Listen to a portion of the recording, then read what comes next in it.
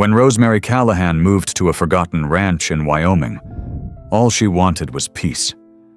What she found instead was a hidden well buried in her backyard, one that hadn't been touched in decades. But when she pulled up the bucket, it wasn't water that changed her life. It was a mysterious coin, warm to the touch, and etched with symbols no one could explain. Locals said the land was cursed. But before we dive in, tell us where are you watching from?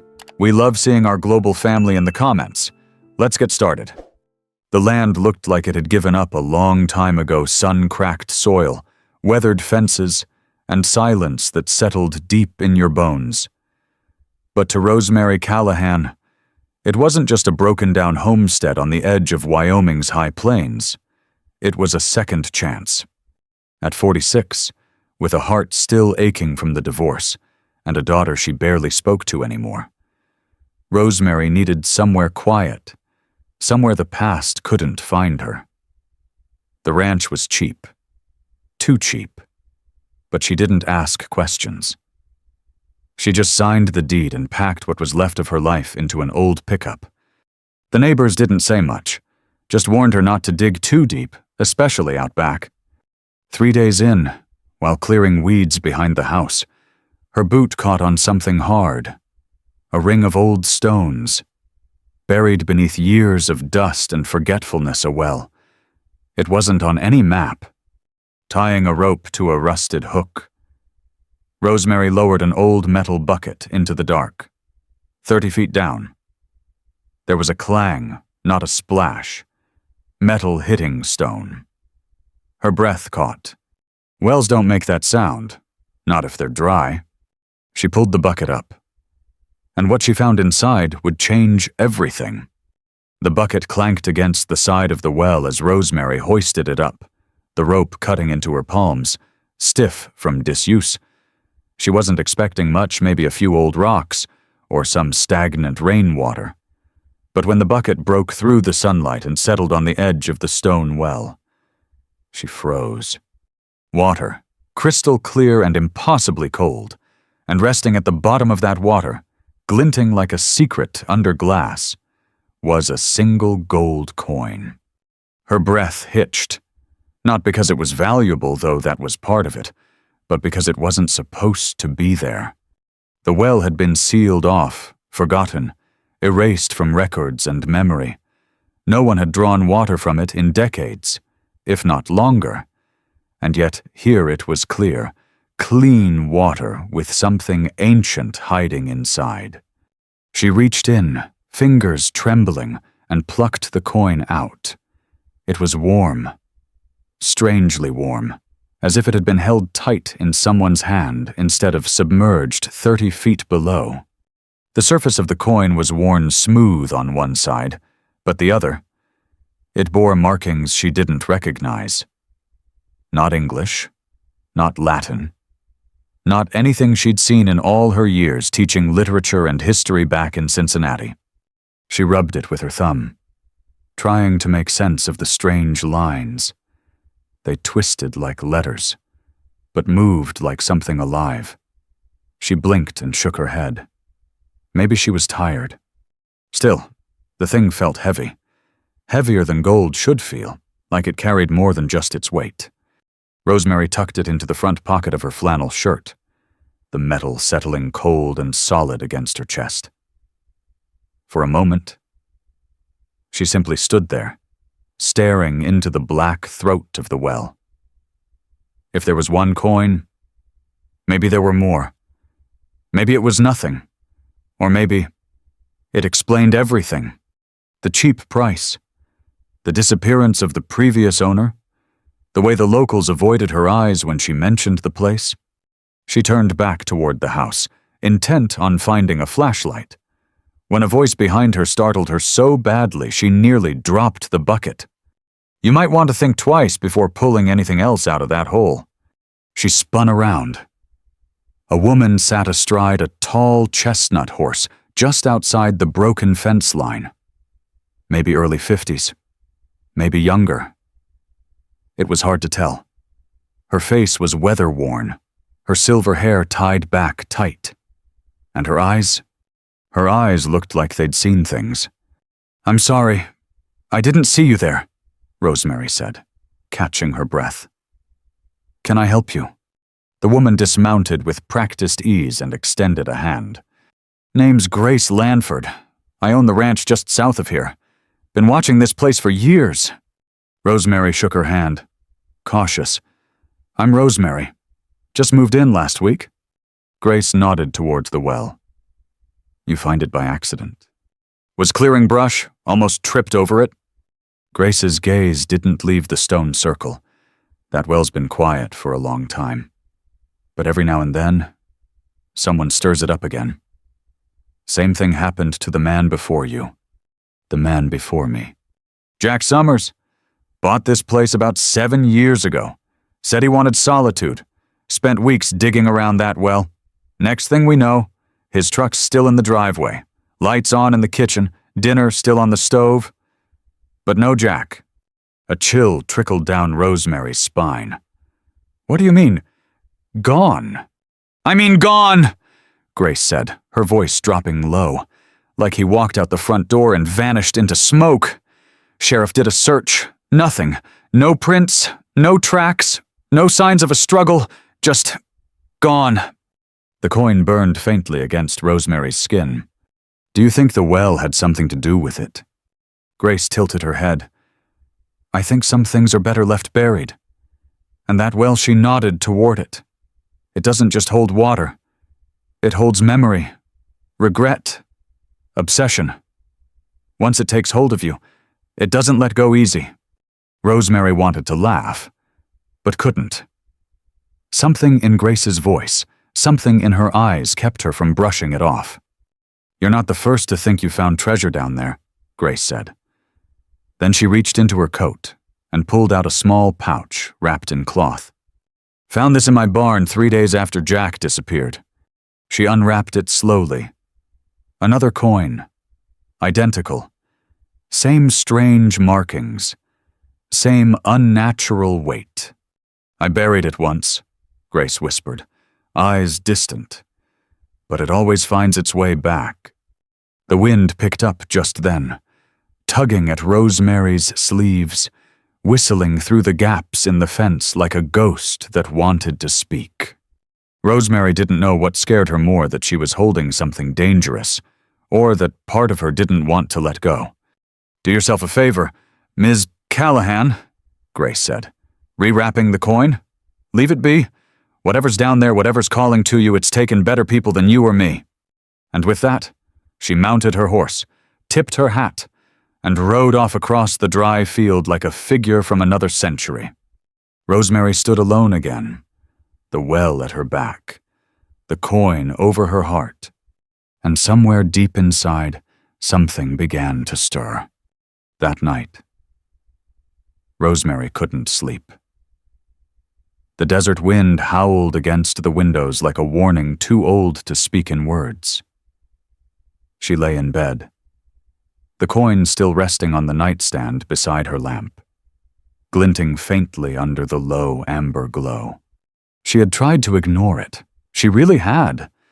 But sleep wouldn't come, because every time she closed her eyes, she heard something. A whisper. A scraping! A distant echo, like something shifting deep below her feet. At 2:14 a.m., she finally gave in. Throwing on her coat and boots, Rosemary took the coin, a flashlight, and the old rope. Buddy, her loyal retriever, whined as she stepped outside, his tail swishing uncertainly. He followed, ears twitching at the slightest sound. The well waited in silence, a black circle in the earth, like an open mouth holding its breath. She tied the rope once more and lowered the bucket. 30 feet down. Clang! That metallic scrape again. She pulled it up. More water, clear, still cold. But this time, something else surfaced. A second coin. And beside it a fragment of wood. Old, dark, soaked through, but unmistakable.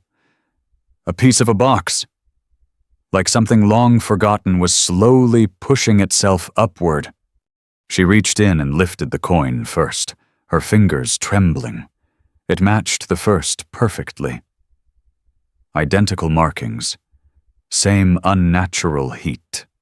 But as she reached for the wood, a sudden bone-deep chill crept up her spine. Buddy growled low in his throat. From the trees beyond the fence, a faint light blinked. Then another. Then movement. Someone was watching. Rosemary killed her flashlight immediately and backed away from the well, heart pounding in her ears. She ducked behind a nearby rain barrel, peeking just enough to see shadows shifting beyond the fence line. Buddy pressed close, his body tense, his breath short. There were 3 figures. 2 carried lanterns low to the ground. The third walked between them, tall, slow, and steady. They moved like they'd been here before, like they knew exactly where they were going, and they were headed straight for the well. Rosemary's breath hitched. She couldn't be seen, whoever they were. They hadn't noticed her yet. She clutched the coin in her coat pocket, its heat almost searing now. The men stopped at the well. The tall one knelt beside it, said something she couldn't hear. One of the others handed him a thick rope with a metal hook. He wasn't just inspecting the well. He was going in. And then something horrifying happened. As the tall figure descended into the shaft, one of the other men lit a lantern and held it over the edge. The light glowed for a moment, then flickered, dimmed and vanished. The well swallowed it whole. The man holding the lantern leaned closer. Then, a scream. Sharp, cut short, echoed once, then silence. The other 2 men looked at each other. One muttered something, then dropped the rope. They turned, started walking, running back toward the trees. They left the third man behind. Gone. Just like Jack Summers. Just like Grace had warned. Rosemary sat frozen, every muscle tight, every instinct screaming at her to run, but something rooted her in place. Not fear. Resolve. Because whatever was down in that well, whatever took that man, it wasn't just dangerous. It was deliberate. And it was protecting something. By the time she made it back inside, Rosemary's hands were numb from the cold, and her heart still rattled in her chest. She locked every door, drew every curtain, turned off every light. She sat at the kitchen table with both coins in front of her, side by side. Identical. But wrong. The markings seemed to move when she looked at them too long, like they were watching her back. Buddy wouldn't go near them. He curled up under the table, head tucked beneath his paws, tail twitching like in a bad dream. She took out a notebook from her moving box, her old teaching journal, and began copying the symbols. One by one, sketching them slowly, carefully. That's when she noticed it. The coins, both of them, had a pattern, a repeating symbol, 3 curved lines joined by a single vertical slash. She flipped back through her journal, past notes on ancient languages and mythological references. Her finger stopped on a page she hadn't thought about in years, a passage she'd once taught her students about early settlers and native folklore, about whispering wells believed to be gateways to buried truths, places where the earth remembered what men tried to forget. And there, drawn in charcoal by a 19th century missionary, 3 curved lines joined by a slash. The same symbol? Not treasure? A warning. The coin was no accident. Neither was the well. And whatever she had disturbed, whatever was beginning to surface, wasn't finished with her yet. The next morning, the desert sun rose like it always did, quiet, relentless, gold as the coins now hidden in Rosemary's drawer. But something had changed. It wasn't just the night she'd endured. It was her. She stood on the back porch, cradling a mug of stale coffee, staring out at the old well, her eyes dry, her heart still beating too fast.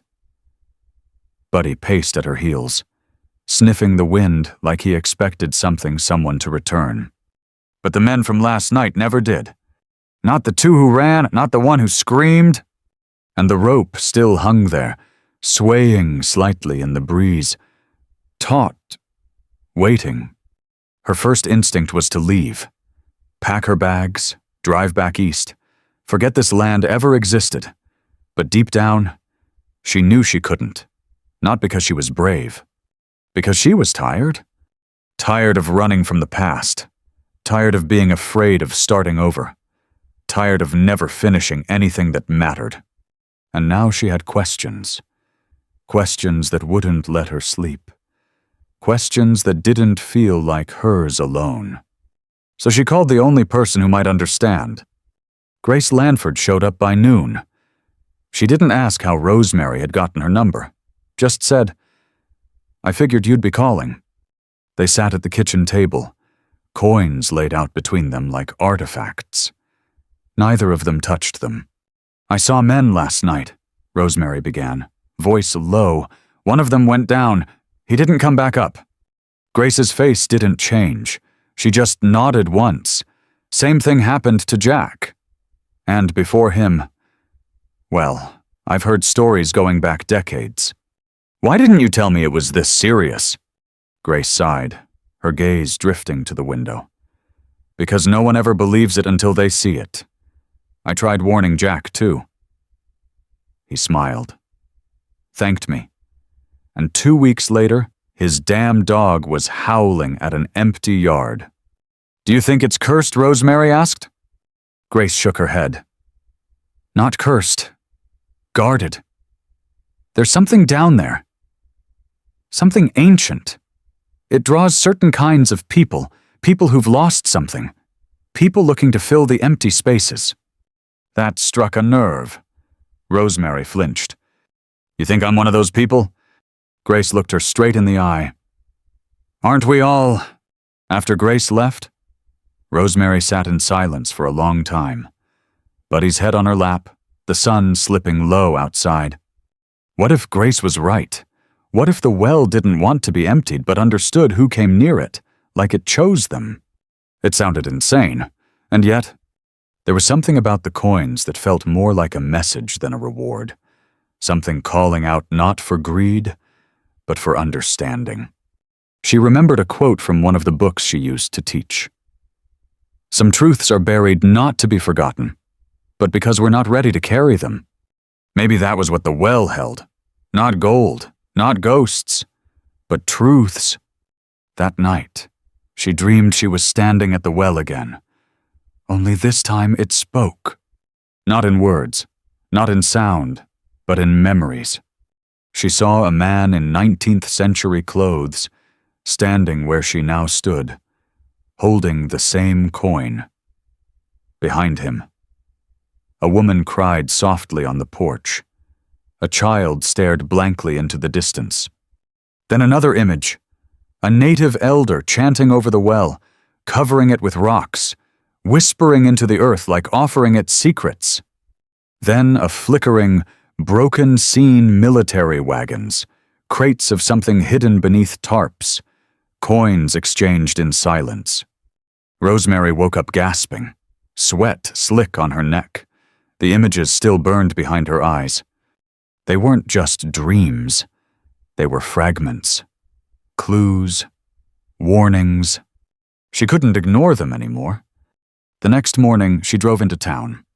At the local library, a squat brick building with a creaky door and an old woman named Diane behind the desk, she started digging.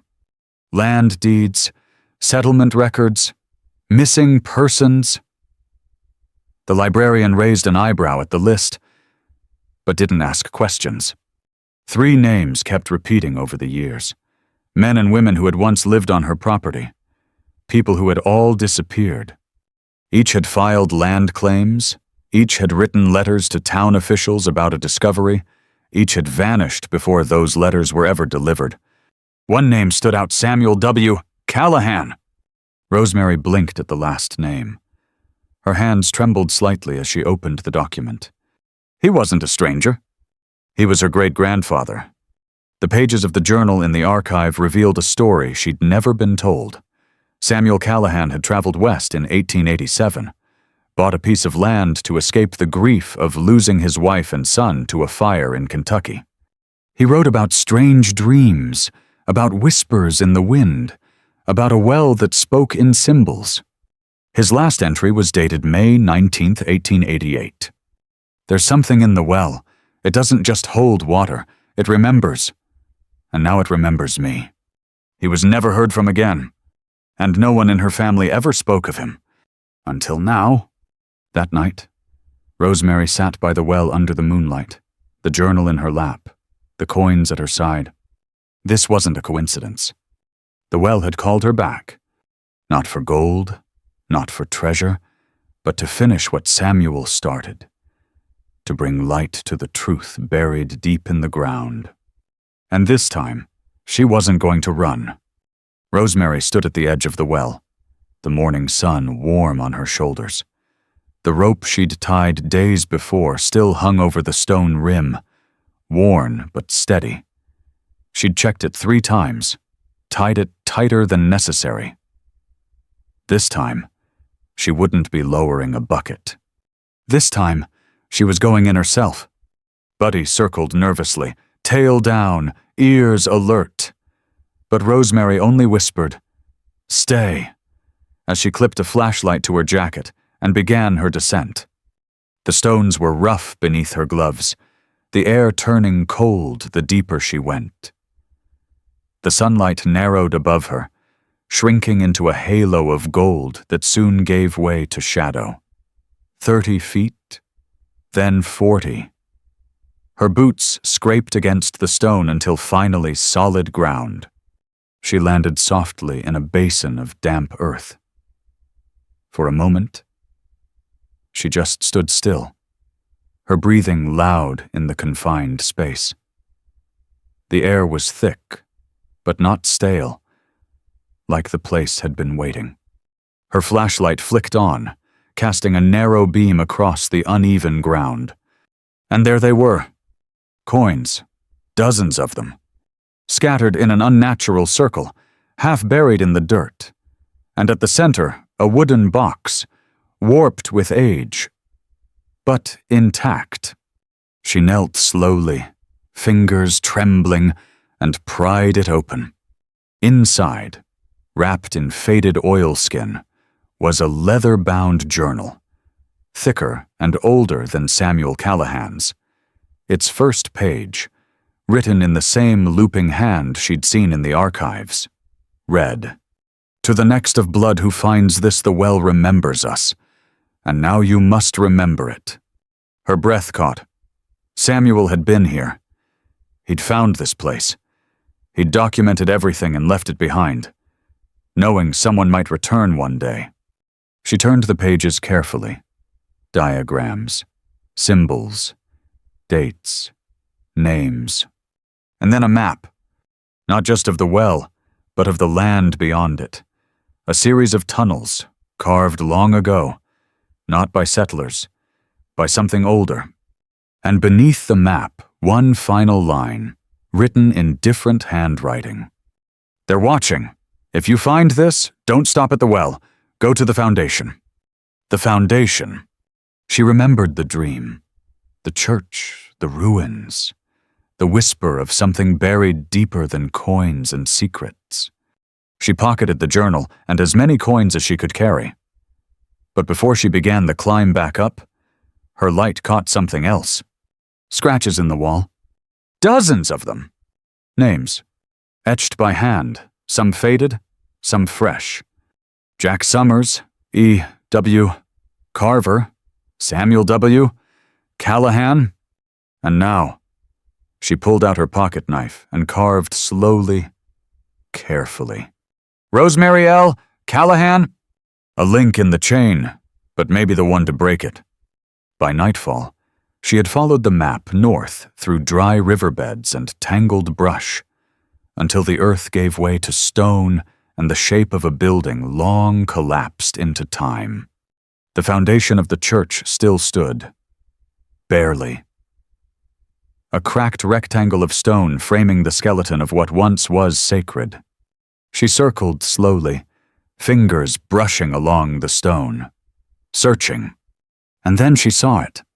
One stone marked with an X. Just like the dream, just like Samuel described. Using a pry bar, she wedged it loose. Behind it was a hollow, and inside, a rusted metal chest. Her hands shook as she opened it.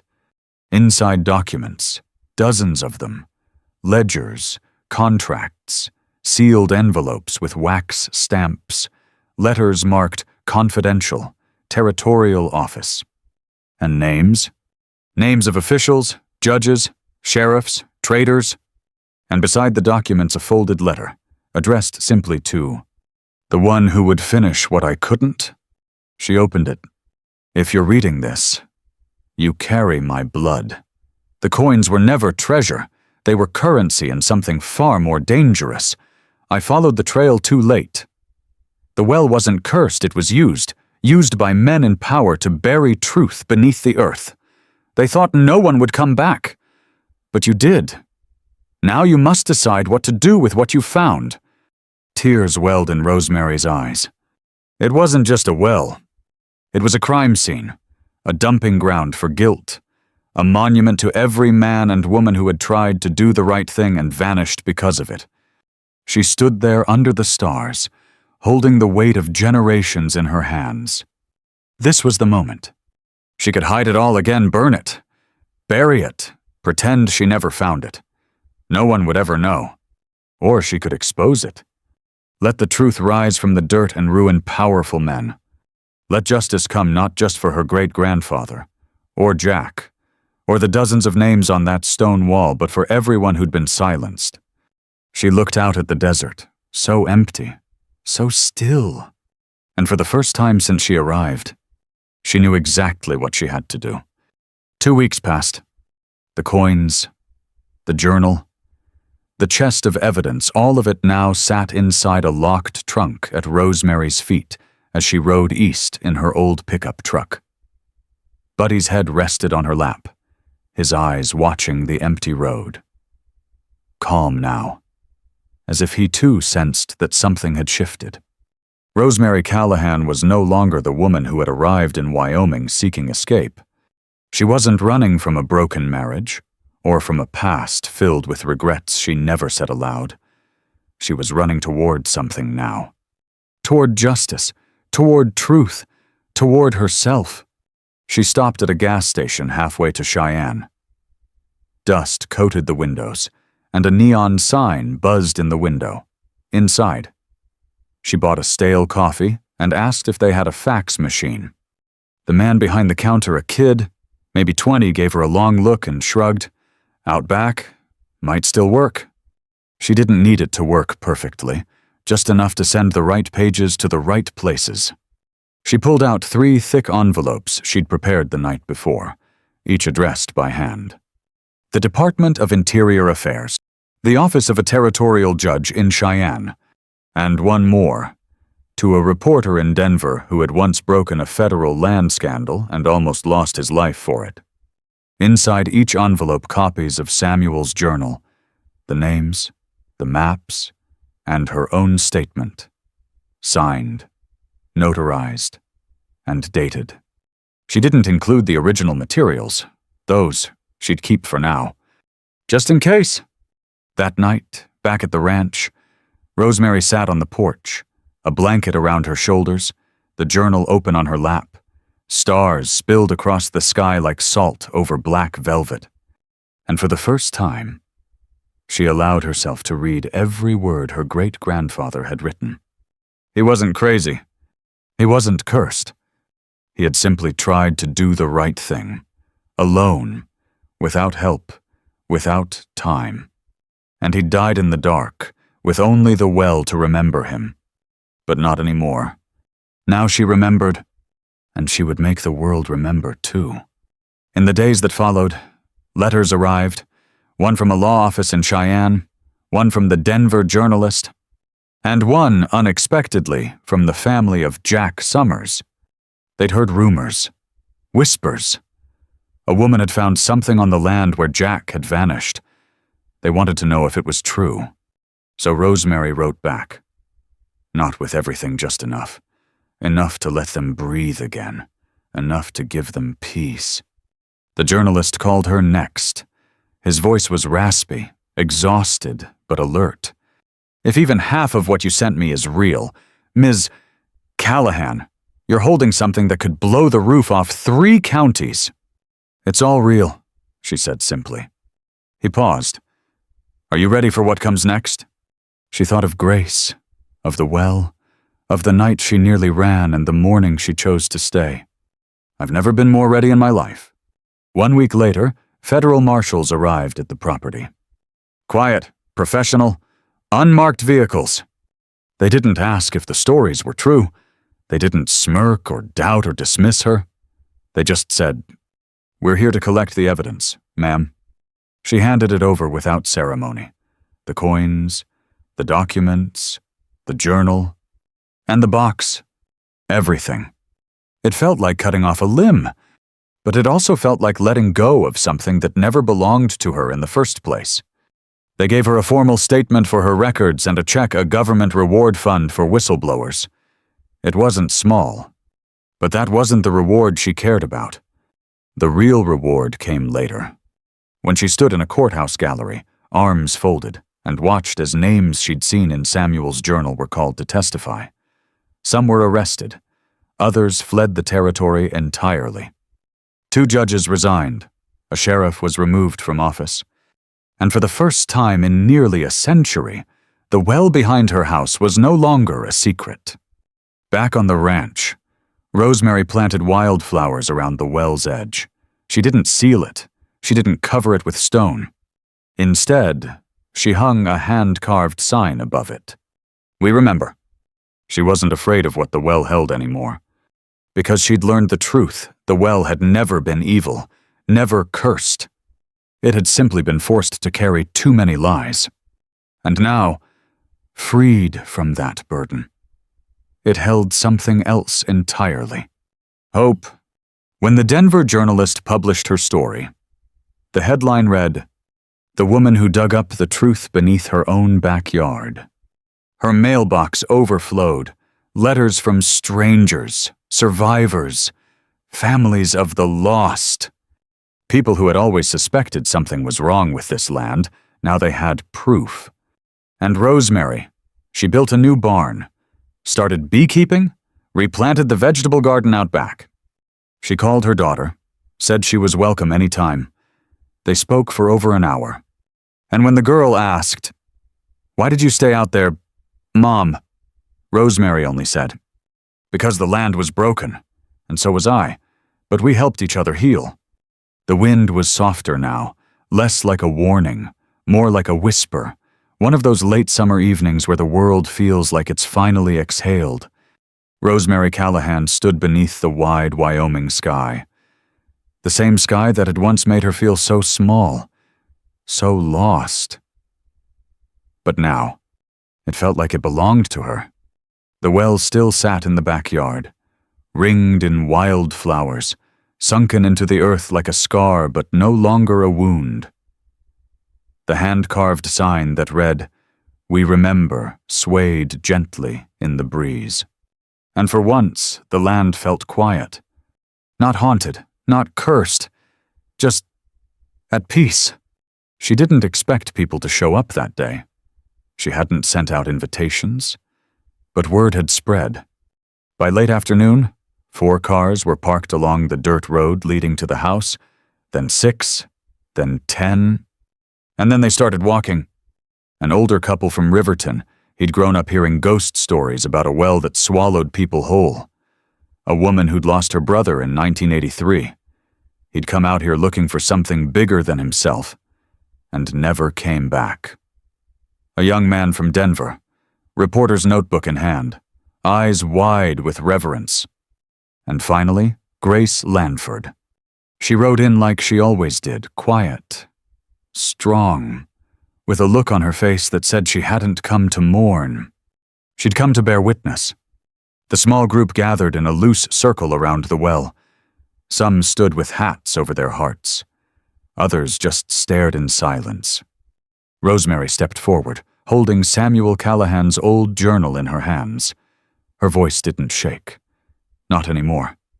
"This land has held a lot of pain," she said. "A lot of silence. But not anymore." She opened the journal and read the last passage Samuel had written his plea not to be forgotten. When she closed the book, a hush followed. Not heavy, not sad. Sacred. Then, without a word, Grace stepped up and placed a single white stone on the rim of the well. A gesture. A memory. Others followed. Coins, flowers, letters. One man placed a dog tag with shaking hands. By the end of the hour, the old well was ringed with more than flowers. It was ringed with closure. The weeks that followed were full of small miracles. A local historical society declared the land a protected landmark, not because of the mystery, but because of the truth it had unearthed. The journalist's article won an award. A federal memorial fund was set up to honor those who had disappeared in connection with the smuggling operation. And Rosemary. She stayed. One evening, she sat on her porch with a cup of coffee in hand, watching the sun disappear behind the hills. Buddy lay at her feet, finally free of the nervous tension he once carried. A car pulled up the driveway. She knew it before she saw her. Her daughter. The last time they'd spoken. They'd laughed. The time before that, they'd argued. But this time, no words were needed. The young woman stepped out of the car, walked up the porch stairs, and wrapped her arms around her mother. And for the first time in what felt like forever, nothing needed to be fixed. It was just enough to be here. Later, they walked together out to the well. Her daughter traced the carved words on the sign and asked softly, "What made you stay?" Rosemary looked out at the field that had once scared her. The sky that had once swallowed her whole. The silence that had once felt like loneliness, but now just felt like peace. "Because I was tired of leaving things unfinished," she said. "And because this place, it needed someone to remember it, not fear it, not run from it, just remember it." Her daughter smiled. And for the first time in years, Rosemary saw her not as the child she had raised, but as the woman she was becoming. And she thought, maybe this is how healing begins. Not with answers, not with justice, but with truth and with presence. There were still days when she thought of the men who never came back, of the secrets buried so deep they nearly stayed hidden forever. But more often now, she thought of what had risen in their place. A voice, a name, a woman brave enough to descend into darkness and come back up holding the truth. The last journal entry she wrote was short. "I found something in the well, not treasure, not ghosts. I found myself." And that was enough. And beneath it, just 3 words. "We are remembered." Sometimes, the deepest wells we fall into are not made of stone and earth, but of silence, grief, and untold stories. And sometimes, it takes a woman like Rosemary Callahan, wounded, weary, but still standing to remind us that what's buried isn't always meant to stay hidden. This story isn't about gold coins or government conspiracies. It's about courage, about facing what scares us, not because we're unafraid, but because we're ready. The truth may be buried, but it is never dead. And when someone dares to uncover it, especially someone who's been told her whole life to keep quiet, what rises is not just justice, it's transformation. The end. Up next, 2 more unforgettable stories are waiting for you. Click to keep discovering with us, and if you believe truth deserves a voice, hit subscribe and stay with this journey.